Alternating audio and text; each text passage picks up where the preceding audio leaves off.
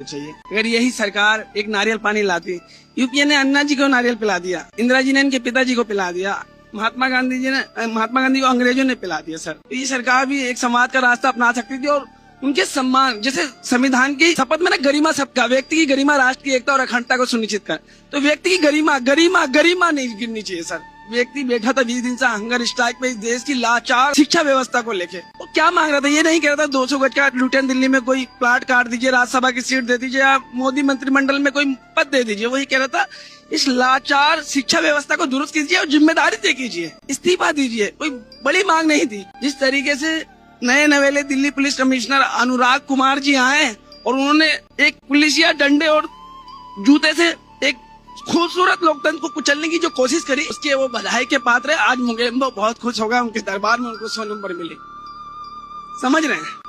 जब आदमी हताश और निराश हो जाता ना, तो नीरज की एक लाइन कह रहा हूँ सर, सपन जड़े फूल से, मीत चुबे सूल से, लुट गया सिंगार सभी बाग के बबूल से, हम खड़े खड़े बाहर देखते रहे, कारवां गुजर गया गुबार देखते रहे, नींद भी खुली न थी, आए धूप डल गई, पाँव भी उठे न सकी, जिंदगी फिसल गई, पात झड़ गए, साग साग जल गई, चाहत तो निकल सकी न पर उम्र निकल गई। समझिए सर इस दर्द को, इस तड़प को। लोकतंत्र में असहमति रखना कोई अपराध नहीं है। भारतीय संविधान तथा लोकतांत्रिक व्यवस्था में हमें अभिव्यक्ति का मौलिक अधिकार है। ये लोकतंत्र सिमटते जा रहा है, इसको अपमानित करना, आए उठाए कपड़ा ढका ले गए और मीडिया ने खबर चला दी, हेडलाइंस, वांगचुक को उठा लिया। आतंकवादी था, बदमाश था, गुंडा था, क्या था? इस देश का महान पर्यावरण एक्टिविस्ट था, शिक्षाविद था, दुनिया का सम्मान नागरिक था, कितना आविष्कार किए भारतीय सेना के लिए, देश के लिए, महान साइंटिस्ट था। उठा लिया। हमने स्कूल और किताबों का ज्ञान नहीं है हमारे पास, जो बोल रहे हैं वो जीवन से जुड़ा हुआ है। आत्मा रो पड़ी सर।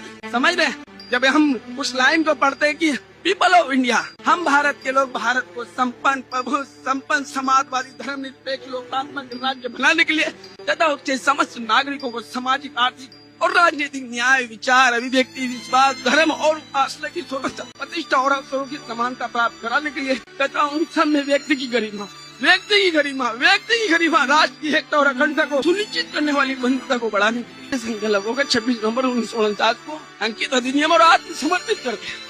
फिर इतनी बड़ी आबादी आज भी अमान्य जीवन कैसे जी रही? सभी की तो बात करी गई थी सर। इस दुनिया विश्व के पटल पे दौड़ती अर्थव्यवस्था है भारत, चमकता सितारा है, लेकिन उसके विपरीत बड़ी कंडीशन खराब है। आज मेरी जवान कब आ रही है पता नहीं। बहुत बोलता हूँ सर मैं।